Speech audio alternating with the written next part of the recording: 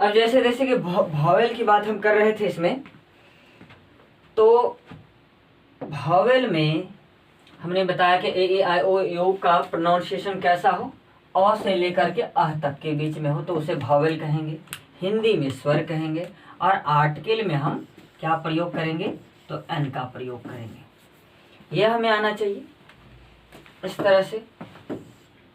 Next यहाँ पर है कि यदि इसी का प्रोनाउंसिएशन, यदि ई ओ यू है तो ये भावेल, लेकिन ये प्रोनाउंसिएशन कैसा लेकर के आए, य और वो की तरह, तो हम उसे क्या कहेंगे, कंसोनेंट कहेंगे, हिंदी में व्यंजन कहेंगे, और आर्टिकल में उसके पहले ए का प्रयोग करेंगे। ये हमें याद रखना है। अब इसका एग्जाम्पल आपको मिल जाएगा।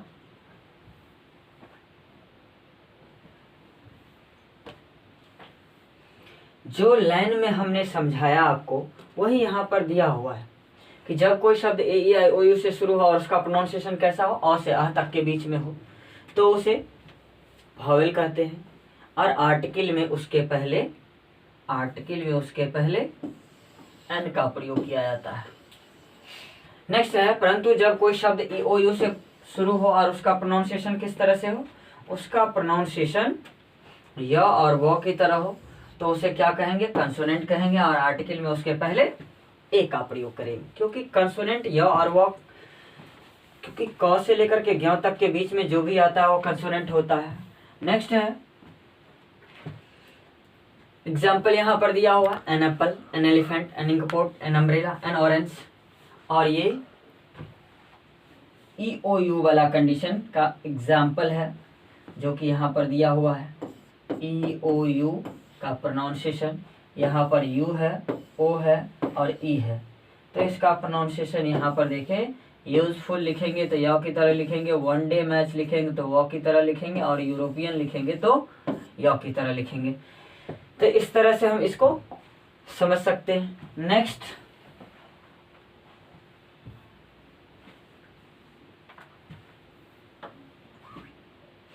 नेक्स्ट यहाँ पर दिया हुआ है कंसोनेंट का यूज ऑफ कंसोनेंट, व्यंजन। इसके अंतर्गत कितने 19 होते हैं, B C D F G H J K L P Q S T V X Z, ये टोटल दिया हुआ है। कैसे समझेंगे इसको, तो समझने के लिए यहाँ पर कि इन सभी शब्दों में से कोई उससे शुरू हो और उसका प्रोनाउंसिएशन कैसा हो, क से लेकर के ज्ञ तक के बीच में हो, तो उसे कंसोनेंट कहेंगे, हिंदी में व्यंजन कहेंगे, और आर्टिकल में उसके पहले केवल ए का प्रयोग करेंगे। और भी बहुत सारे प्रयोग है इसके, तो इस तरह से हम इसे समझ सकते हैं। नेक्स्ट यहाँ पर एग्जाम्पल दिया हुआ है, a book, pen, teacher, table, इस तरह से ये एग्जाम्पल है। नेक्स्ट इसमें है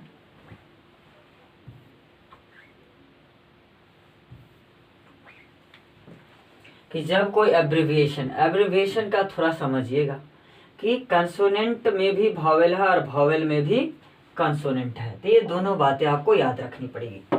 अब जैसे यहाँ पर दिया हुआ है कि जब कोई एब्रिविएशन मतलब होता है संक्षिप्त अक्षर, F H L M N R S X से शुरू हो और उसका प्रोनाउंसिएशन कैसा हो, अ से अह तक के बीच में हो, तो उसे भावेल शब्द कहते हैं, और आर्टिकल में उसके पहले एन का प्रयोग करते हैं। जैसे यहाँ पर दिया हुआ NSDO, NMLA, NNCC, NFCI, लेकिन कंडीशन है यदि इसी का अगर आपने क्या कर दिया, फुल फॉर्म लिख दिया और फूड कॉर्पोरेशन ऑफ इंडिया, तो उसके पहले हम आर्टिकल में क्या करेंगे, ए का ही प्रयोग करेंगे, इस तरह से। नेक्स्ट है इसमें और भी कंडीशन है। अरे तो आगे बढ़, जब कोई शब्द एच से शुरू हो और उसका प्रोनाउंसिएशन भावेल की तरह हो, तो आर्टिकल में उसके पहले एन का प्रयोग किया जाता है। जैसे, लेकिन इससे पहले जो सेम यहाँ पर इससे पहले जो दिया हुआ है, कहाँ चला गया ये, हाँ,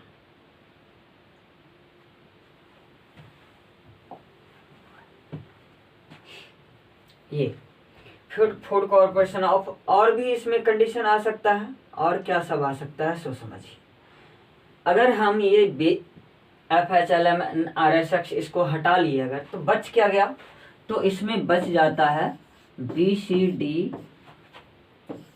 GJK PQ TV Z, ये सब बच जाता है। तो अगर इससे हम कोई भी मतलब से वर्ड मीनिंग अगर लिखेंगे तो चाहे शॉर्ट फॉर्म में लिखे या फुल फॉर्म में लिखे, दोनों कंडीशन में हमारा क्या होगा, ये कंसोनेंट की तरह ही प्रोनाउंसिएशन लाएगा। इसीलिए चाहे आप वीडियो और DM और CDS इस तरह से अगर आप लिखेंगे तो कोई कंफ्यूजन नहीं है, यानी कि इस तरह के एग्जाम्पल आपको आने चाहिए। नेक्स्ट है इसमें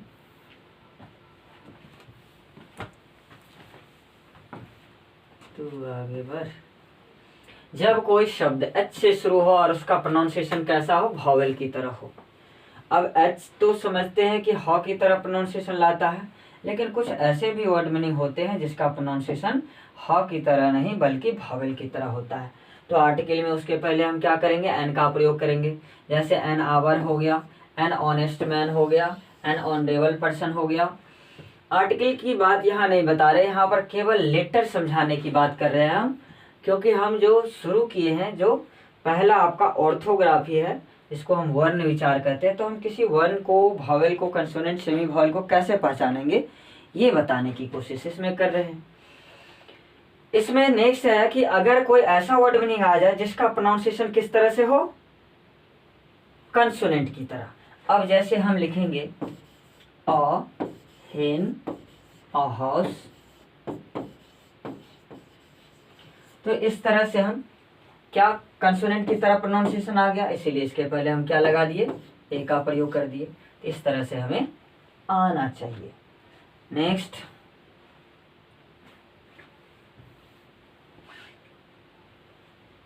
यूज ऑफ सेमी वॉवेल, अंतस्थ वर्ण, ये दो होते हैं, W और Y। जब भी कोई शब्द के शुरू या अंत में W और Y लगा हो, यदि शुरू में लगा हो तो उसके ठीक बाद वॉवेल होना चाहिए, और यदि अंत में लगा हो तो उसके ठीक पहले लगा होना चाहिए वॉवेल। तो ऐसे शब्द को हम सेमी वॉवेल कहते हैं। अब यहाँ सेमी वॉवेल तो समझ गए हम, लेकिन इससे रिलेटेड हमें एग्जाम्पल भी आना चाहिए कि अगर इस तरह का एग्जाम्पल यहाँ पर देख लीजिए, लिखा हुआ है येलो, बॉय, ड्राई, टुमोरो। इसमें से एक ऐसा वर्ड मीनिंग है जो इसको फॉलो नहीं करता। अब जैसे यहाँ पर दिया हुआ है वाई, तो उसके पहले हम वॉवेल दिखा रहे, W है तो उसके ठीक पहले O दिखा रहे, Y है तो उसके ठीक पहले वॉवेल है। लेकिन यहाँ पर देख लीजिए Y के पहले यहाँ R आ गया, जो कि कंसोनेंट को, ये सेमी वॉवेल वर्ड नहीं हुआ। बाकी ये सब जितना भी आपको दिखाई दे रहा है, इसमें सेमी वॉवेल वर्ड है। तो एग्जाम्पल के रूप में अब यहाँ पर आप सोचेंगे कि इसके पहले हम आर्टिकल में लगाएंगे क्या, ए या एन, क्योंकि हम सेमी वॉवेल कर रहे हैं इसको। तो यहाँ पर एग्जाम्पल समझिए, क्योंकि अभी अभी हमने आपको एग्जाम्पल में समझाया है कि जब भी कोई वर्ड मीनिंग BCDFGHJKLMNOP से शुरू हो और उसका प्रोनाउंसिएशन कैसा हो, क से लेकर के ज्ञ तक के बीच में हो, तो उसको हम कंसोनेंट कहेंगे। अब यहाँ B से शुरू हो रहा है, इसका मतलब ये कंसोनेंट भी हो गया, और Y से अंत हो रहा है तो उसके ठीक पहले O है, तो ये सेमी वॉवेल भी हो गया। लेकिन आप एक वर्ड मीनिंग, ये सेंटेंस याद रखेंगे कि I am a, I have a, यानी कि इसके पहले हम वॉवेल का प्रयोग न करके क्या करेंगे, हम कंसोनेंट समझ करके इसके पहले ए का प्रयोग करेंगे। तो यही पता चलता है कि सेमी वॉवेल वर्ड के पहले भी हम आर्टिकल में क्या करेंगे, ए का प्रयोग करेंगे। इस तरह से आप कह सकते हैं कि टोटल 21 जो है वह कंसोनेंट होता है, 5 जो है वॉवेल होता है। लेकिन ऐसे आपको याद रखना पड़ेगा कि कंसोनेंट में भी क्या है, वॉवेल है, और वॉवेल में भी क्या है, कंसोनेंट है। इस बात को आपको याद रखना होगा। नेक्स्ट है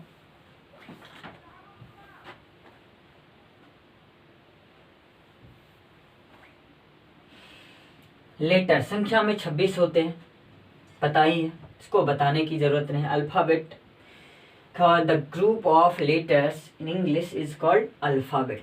वर्णमाला कहते हैं, अक्षरों के जो भी समूह होते हैं उसकी।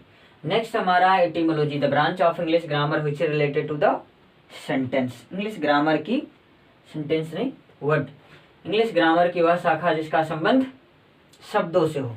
हमने इससे पहले जितने भी कुछ बताया केवल लेटर के बारे में, और अब हम एक स्टेप आगे की बात करेंगे जो कि क्या है, वर्ड मीनिंग के बारे में।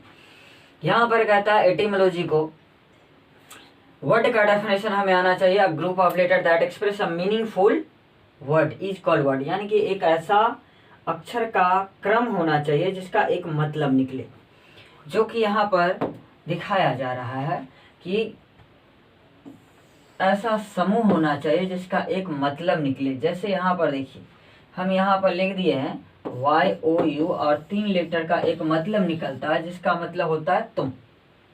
अगर हम इसी को OUY लिख दे या YO कुछ भी उल्टा करके इस तरह से लिख दे जिसका एक मतलब ना निकले, तो हमारा वर्ड मीनिंग नहीं हुआ। यहाँ BOOK है, अगर हम OOK भी लिख दे तो ये कोई वर्ड मीनिंग नहीं होगा। ये छोटी छोटी बातें जो आप समझ सकते। नेक्स्ट है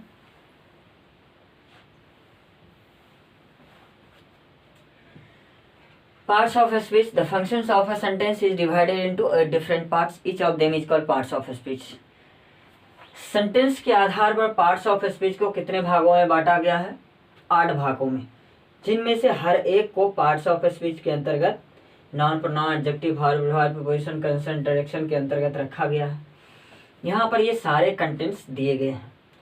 पार्ट्स ऑफ स्पीच यानी कि कोई सीधे सीधे आपको पार्ट्स ऑफ स्पीच अगर पढ़ा रहा तो मुझे लगता है कि ये कहीं भी सही शायद नहीं है, क्योंकि कोई भी चैप्टर आपको पढ़ाए अगर, तो उसमें कम से कम सेंटेंस की जानकारी आपको पहले होनी चाहिए।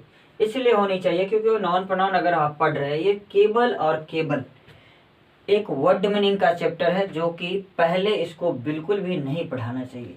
लेकिन ऐसा होता नहीं है, हम जा कर के खुद रिकमेंड करते हैं कि क्या सर आप जीरो इंग्लिश पढ़ाते हैं, तो क्या आप पार्ट्स ऑफ स्पीच पढ़ाते हैं, क्योंकि हम बचपन से यही सुनते आते रहते हैं कि parts of speech, parts of speech. लेकिन नहीं, आप शुरू अगर करें तो मैं जिस तरह से बता रहा हूँ लेटर से शुरू करें और एक एक स्टेप की बात करें। मैं यहाँ पर ये नॉन प्रोनाउन एडजेक्टिव वगैरह सब नहीं पढ़ाने वाला, क्योंकि मैं जब पढ़ाऊँगा तो शायद सेंटेंस वगैरह आपको बता दूंगा। उसके बाद में जैसे नॉन का ट्रेडिशनल ग्रामर के अकॉर्डिंग 5 काइंड्स होते हैं, उसके बाद ओल्ड ग्रामर के अकॉर्डिंग 3 काइंड्स होते हैं, और मॉडर्न ग्रामर के अकॉर्डिंग 2 काइंड्स होते हैं। तो ये सारी चीज़ें जो है आपको बेहतर जानकारी मिलने वाली है। नेक्स्ट,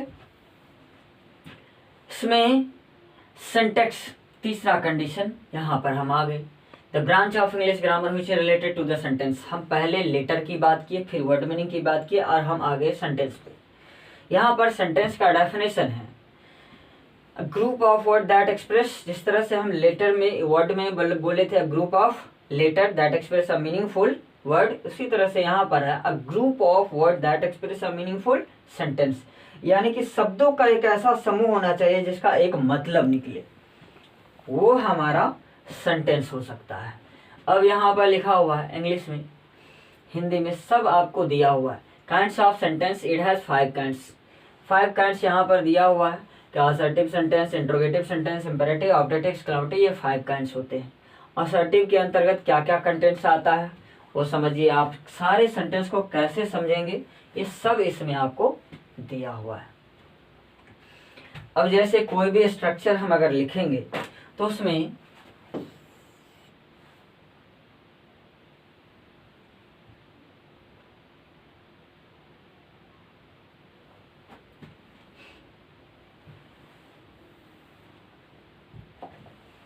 कोई भी स्ट्रक्चर अगर हम लिखेंगे तो उसमें कुछ कंटेंट्स हैं। अब जैसे subject, helping verb, main verb, object, कुछ कंटेंट्स आपको पता होना चाहिए।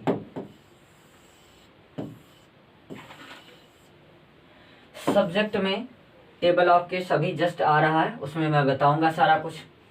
तो इसके बाद सब्जेक्ट हो गया, helping verb, main verb, object. Subject में I, we, you, they, he, she, it, singular noun, plural noun, ये सब आ सकता है। हेल्पिंग वर्ब में total do, died, did, is, am, are, was, were, has, have, had, can, could, may, must, shall, should, must, should, to, are, to, need, dare, ये सारे contents आने वाले हैं। मेन वर्ब जो भी हम अपने दैनिक जीवन में काम करते हैं, पढ़ना, लिखना, खाना पीना, सोना, जागना, रीड, राइट, स्पीक, जो भी, वो सारा हमारा मेन वर्ब हो सकता है। ऑब्जेक्टिव केस में आई, का, मी, वी, कास, ही, का, हिम, सी, का, हर, ये सब टोटल जितना भी है ये सब आने वाला है इसी में। Assertive sentence, group of word that express an assertive thought is called assertive sentence, यानी कि शब्दों का एक ऐसा समूह होना चाहिए जिसका एक सकारात्मक वाक्य हो। अब जैसे यहाँ पर देख लीजिए, सेंटेंस हम अगर असर्टिव को पहचानेंगे तो कैसे पहचानेंगे, इसमें कंडीशन है कि जब सेंटेंस सब्जेक्ट से शुरू हो और वाक्य के अंत में फुल स्टॉप दिखाई दे, इतना सा देख करके आप असर्टिव सेंटेंस को पहचान सकते हैं। बाकी चीज जानने की जरूरत नहीं है, मैंने पहले भी बता दिया कि सब्जेक्ट में क्या सब आ सकता है। सब्जेक्ट में आ सकता है जितना अभी I, we, you, he, she, it, singular noun, plural noun, ये सब आ सकता है। हेल्पिंग वर्ब में टोटल क्या सब आ सकता है, तो जितना भी तरह का do, died, did, is, am, are, was, were, has, have, had, can, could, may, must, shall, should, must, should, to, are, to, need, dare, सारे आ सकते हैं। मेन वर्ब में क्या सब आ सकता है, कम, गो, राइट, प्ले, और ऑब्जेक्टिव केस आई, का, मी, वी, कास, ही, का, हिम, सी, का, हर, ये सारे कंटेंट्स आ सकते हैं। अब देख लीजिए यहाँ पर table of case, table of case के अंतर्गत ये दिया गया है कि first person, second person, third person के अंतर्गत ये जितना भी कुछ आता है इसको आप कैसे समझेंगे, बड़ा इजी है। अब ये इसमें आपको क्या समझना है, क्या याद रखना है, वो मैं आपको बताऊंगा। अब यहाँ पर पहला है फर्स्ट पर्सन के अंतर्गत सेकंड पर्सन, थर्ड पर्सन, ये जो भी आपको दिखाई दे रहा, इसके अंतर्गत सिंगुलर प्लूरल कंटेंट्स दिए हुए हैं। यहाँ पर I, me, my, mine, myself, we, us, our, ourselves. तो नॉमिनेटिव का कंडीशन समझिए कि स्ट्रक्चर आपको हमने बताया कि subject, helping verb, main verb और ऑब्जेक्ट। इसमें नॉमिनेटिव केस के अंतर्गत जितना भी है, चाहे I, we, you, he, she, it और दे, कोई सिंगुलर नाउन या प्लूरल नाउन, ये सब आ सकता है। इसका प्रयोग केवल और केवल हम कहाँ कर सकते हैं, सब्जेक्ट के रूप में, दूसरा जगह नहीं हो सकता। नेक्स्ट है objective case, me, us, you, him, her, it, them, ये जितना भी है इसका प्रयोग केवल और केवल कहाँ कर सकते हैं, ऑब्जेक्टिव केस में। और पॉजिटिव एडजेक्टिव यहाँ पर है, इसका प्रयोग हम वाक्य शुरू और अंत में दोनों जगह करेंगे, लेकिन ये क्या करता है, अपने साथ एक नाउन लेकर के आता है। जैसे my brother, our teacher, your brother, your father, यानी कि बिना नाउन का तो ये आएगा ही नहीं कभी भी। उसके बाद आ गया पॉजिटिव प्रोनाउन, इसका भी प्रयोग वाक्य शुरू या अंत में दोनों जगह करते हैं, लेकिन अगर कोई पुराना ग्रामर हो आपके पास तो आप उसमें देखेंगे कि पॉजिटिव प्रोनाउन का प्रयोग केवल और केवल वाक्य अंत में किया जाता है, लेकिन अब ऐसा नहीं है, आप दोनों जगह कर सकते। तो इसमें मैन है, जैसे दिस बुक इज माइन, यह मेरी कलम है, दैट बुक इज योर्स, या माइन इज दिस बुक, शुरू में और अंत में दोनों जगह आप इसका प्रयोग कर सकते हैं। नेक्स्ट है reflexive pronoun, myself, ourself, yourself, यानी कि यू जो है कहीं भी आपको सिंगुलर प्लूरल सेम ही दिखाई देगा, लेकिन केवल रिफ्लेक्सिव प्रोनाउन में आकर के आपको दिखाई देगा कि इधर योर सेल्फ है और रूल है कि फी को वी एस में बदल करके प्लूरल बनाया जाता है, तो योर सेल्फ लिखा हुआ है। बाकी याद रखेंगे। कुछ कुछ बातें हैं कि आप किसी, अब जैसे कि यहाँ पर दिया हुआ है कि हर यहाँ पर भी लिखा हुआ है, हर यहाँ पर भी लिखा हुआ है, कैसे समझेंगे कि क्या है, कैसे समझेंगे ऑब्जेक्टिव है, कैसे समझेंगे कि पॉजिटिव एडजेक्टिव है। तो सिंपल सा तरीका है कि पॉजिटिव एडजेक्टिव को ऐसे समझेंगे कि यदि उसमें नॉन लगा हुआ है, इसका मतलब वो क्या हो सकता है, वो हो सकता है हमारा पॉजिटिव एडजेक्टिव। अगर नहीं लगा हुआ है तो सीधे सीधे समझ जाएंगे कि क्या आ सकता है, वो हो सकता है ऑब्जेक्टिव केस। तो इतना ही कंफ्यूजन इसमें होता और ज्यादा नहीं, बाकी चीज मैं पहले बता चुका हूँ। नेक्स्ट इसको 2, 4, 10 बार, 15 बार, जितना भी और में हो सके उसको कम से कम आप रिवाइज कर लेंगे बना करके। नेक्स्ट आ गया कि how many kinds of assertive sentence, assertive sentence के कितने काइंड्स होते हैं, it has 2 kinds, affirmative, negative. यानी कि हम कभी सेंटेंस अगर पढ़ते रहते हैं तो वहां पर यह बताया जाता है कि चेंज असर्टिव टू अफर्मेटिव, लेकिन एक्चुअल में इसका काइंड्स है। नेक्स्ट यहाँ पर दिया हुआ है kinds of assertive sentence. It has two kinds, affirmative, negative. Affirmative same as lack किसके जैसा होता है, असर्टिव के जैसा होता है। अफर्मेटिव यहाँ पर कुछ चेंज हो गया है, लेकिन इसका मतलब यहाँ पर लिखा हुआ है कि अफर्मेटिव ये असर्टिव सेंटेंस के जैसा होता है, सेम। नेक्स्ट इंट्रोगेटिव, ये नेगेटिव में। अ group of word that express a negative thought is called negative sentence, यानी कि शब्दों का ऐसा समूह जिसका मतलब एक नेगेटिव सेंस में आए। नेगेटिव किसी भी सेंटेंस में हम लगा सकते हैं नेगेटिव वर्ड। नेगेटिव वर्ड का प्रयोग सभी प्रकार के वाक्य में किया जा सकता है। ये हो गया इसका डेफिनेशन। नेक्स्ट यहाँ पर है टोटल नेगेटिव वर्ड। इसमें जितना भी तरह का नेगेटिव वर्ड होता है इसमें सब दिया हुआ है। जैसे नो मतलब नहीं, नन मतलब कोई नहीं, नो वन मतलब कोई नहीं, नथिंग कुछ भी नहीं, hardly, scarcely, seldom, rarely, no sooner इसका मतलब होता है मुश्किल से या नहीं के बराबर। उसके बाद नेवर मतलब कभी नहीं, नोबडी कोई व्यक्ति नहीं, फ्यू मतलब कुछ, इतना कम या नहीं के बराबर। लिटिल मतलब होता है थोड़ा, इसका भी मतलब होता है इतना कम की नहीं के बराबर। उसके बाद में प्रोहिबिट, लेस्ट, बेयरली नहीं के बराबर। उसके बाद है अनटिल, अनलेस जब तक नहीं, रिफ्यूज इनकार करना, प्रोहिबिट रोकना, डिस्ट्रॉयड किसी का कोई काज करने से मना करना, डेनी मतलब इनकार करना, और नोट मतलब नहीं तो आप जानते ही हैं। तो जो भी मतलब से जानते हो, लेकिन इसमें देख लीजिए ये टोटल 25 वर्ड मीनिंग है। ये सब आपको आना चाहिए, इससे ज़्यादा नहीं होते। यदि मूल वाक्य में इन सभी शब्दों में से कोई लगा हो तो टैग्स में नो या नोट का प्रयोग। टैग्स का मतलब ये क्वेश्चन टैग से हम एक क्वेश्चन उठा लिए। ऐसा नहीं कि यहाँ पर हम आपको क्वेश्चन टैग पढ़ा देंगे। कोई भी चैप्टर आपको पढ़ाएंगे तो इस तरह पढ़ाएंगे कि शायद उससे पहले आपने उस तरह से ना पढ़ा हो। अब यहाँ पर एग्जाम्पल दिया हुआ कि I am playing cricket, aren't I दिया हुआ है। अब कहिएगा यहाँ पर एम लगा हुआ है तो आपने आरंट कहाँ से लिख दिया, है ना। तो कुछ रूल्स है कहाँ, क्वेश्चन टैग के अंतर्गत, जो कि एक्सेप्शन में आते हैं 4-5। जैसे कि कैन प्लस नॉट को जोड़िएगा आप, इसमें हो जाता है सिंगल, कांट, इसी एन में एंटी लग जाता है। उसी तरह एम और नॉट को जोड़िएगा तो क्या हो जाता है, आरंट हो जाता है। तो केवल 4 ही है जो एक्सेप्शन में आता है। जैसे विल होता है, विल प्लस नॉट जोड़िएगा तो वॉन्ट हो जाता है, और शैल प्लस नॉट जोड़िएगा तो क्या हो जाता है, शांट हो जाता है। इस तरह से सारा कंडीशन अब दिया है, आने वाला है, सब उसमें होगा ही, ये बताने की मुझे जरूरत भी ना है। अब जैसे इसमें देखिए, इसीलिए यहाँ पर अरंट आया हो गया।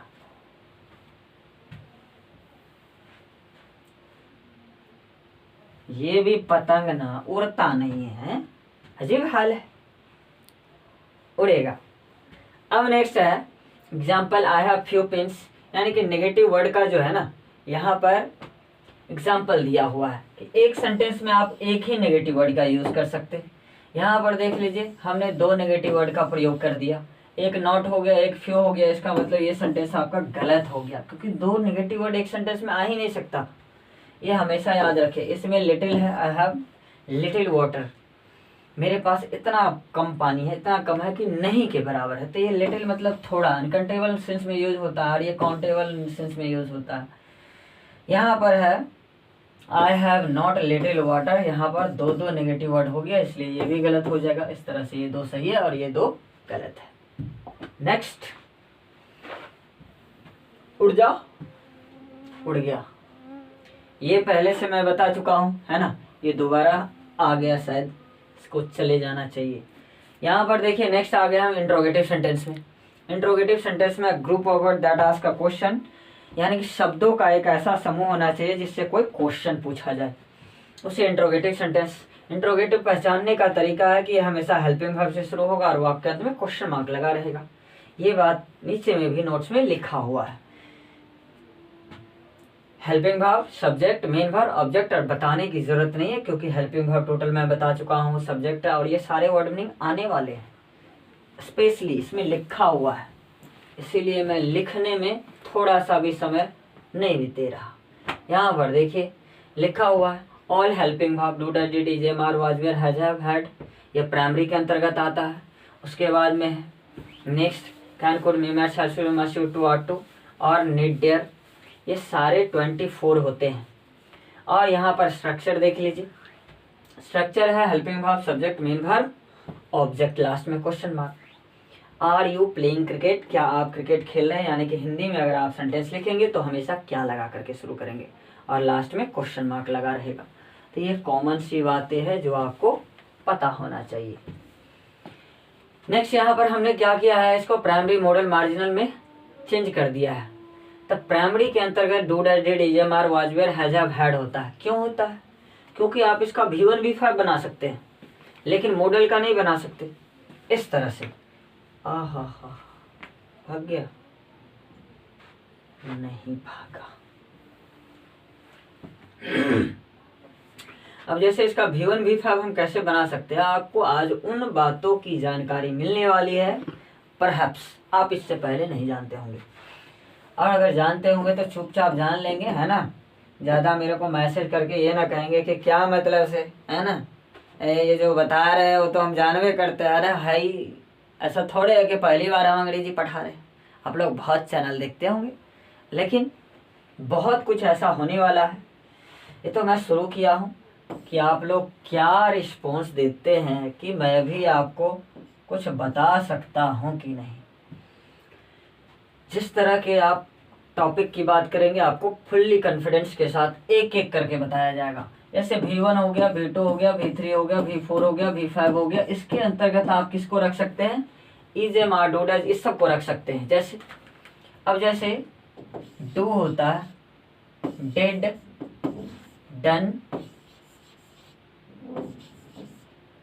डूइंग और डज। उसी तरह से इसमें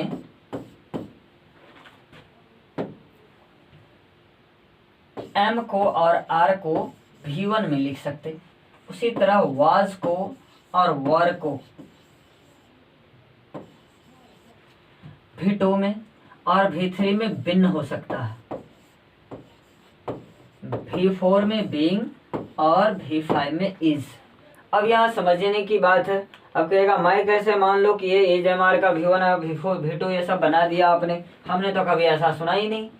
ऐसी बात ना है, जीवन में बहुत सारा कुछ ना पहली बार आदमी सुनता है। तो कहने का मतलब यहाँ पर बी जो है ना, कोई भी पता लगाना हो कि V1 हमारा कौन सा है, तो आप V4 में से ING को हटा लो, पता चल जाएगा कि इसका V1 कौन है। तो इस तरह से हम समझ सकते हैं इसमें। बाकी डू डज डिड ये सब जो है इसका प्रयोग हेल्पिंग वर्ब और मेन वर्ब दोनों में होता है, तो याद रखेंगे। आई डू दिस वर्क तो यहाँ मेन वर्ब काम कर रहा है, I do not do this work तो यहाँ पर किसमें, हेल्पिंग वर्ब मेन वर्ब दोनों, शुरू वाला हेल्पिंग वर्ब हो गया, लास्ट वाला मेन वर्ब। अब यहाँ मॉडल वर्ब है, ये अपने सब्जेक्ट से स्वतंत्र होता है। आई रहेगा तब भी कैन, सी रहेगा तब भी कैन, यू रहेगा तब भी कैन, यानी कि सारे कंडीशन में ये स्वतंत्र होता है, किसी भी सब्जेक्ट नंबर पर्सन के साथ आ सकता है। लेकिन थोड़ा सा जानने की जरूरत है कि यहाँ पर नीड डेयर का प्रयोग जो है आपको याद रखना पड़ेगा। कैसे? अब जैसे देखिए थोड़ा सा खाली पेज जो मिल जाए हमें नहीं मिलेगा, तो हमें जाना पड़ेगा किधर, हमें जाना पड़ेगा हैं, हाँ सही जगह आ गया। हमें नीड डेयर में थोड़ा सा एक दो एग्जाम्पल समझ लीजिए। एक दो एग्जाम्पल का मतलब है कि यहाँ पर आपको याद रखना पड़ेगा कि जैसे लिखते हैं आई नीड अ पेन, इस तरह से आपने लिख दिया। कोई थर्ड पर्सन अगर लीजिएगा तो सी नीड्स अ पेन, तो आपने इसका प्रयोग किस तरह से कर दिया, V1 V5 की तरह। यहाँ पर आई V1 हो गया और यहाँ पर V5 हो गया। लेकिन ऐसे ही अगर आप असर्टिव टू नेगेटिव में चले गए तो देख लीजिए, आई लिखिएगा I need not a pen, मुझे कलम की जरूरत नहीं है। और फिर लिखिए she need not a pen, उसे भी कलम की जरूरत नहीं है। अब देख लीजिए, मिला लीजिए सब, यानी कि आपको कहीं पर भी सब्जेक्ट चेंज होने के बाद भी अंतर नहीं दिखाई देगा। इसीलिए अब के ग्रामर में क्या किया गया है, इस नीड डेयर को कहाँ पर जोड़ दिया गया है, मॉडल वर्ब के अंतर्गत। लेकिन अंतर है, क्वेश्चन उसी तरह से पूछ रहा है जिस तरह से क्वेश्चन पहले हम लोग पढ़े हुए थे, लेकिन हम लोग अलग अलग करके पढ़े, अब जो है ऐसा नहीं है। नेक्स्ट, यहाँ पर यूज ऑफ V1 V5, यहाँ पर जो भी बातें हमने अभी आपको बताया, हमें हेल्पिंग वर्ब की पूरी जानकारी होनी चाहिए। यहाँ पर हम V1 V5 का इसीलिए क्योंकि टोटल हेल्पिंग वर्ब यहाँ बताए हैं, तो सबकी जानकारी आपके पास होना चाहिए। जैसे यहाँ पर दिया हुआ है डू डज का प्रयोग, जैसे I we you they plural noun के साथ V1 का प्रयोग किया गया है। उसके बाद में ही सी इट सिंगुलर नॉन के साथ डज का प्रयोग किया गया है, V5 का प्रयोग।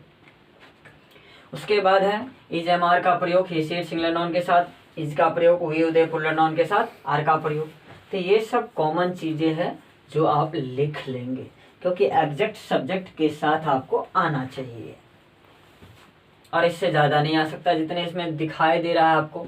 एम का प्रयोग स्पेशली एम आई के साथ करते हैं। हैजब का प्रयोग, यानी कि एक स्ट्रक्चर में एक से अधिक जो भी हेल्पिंग वर्ब आता है तो आपको याद होना चाहिए।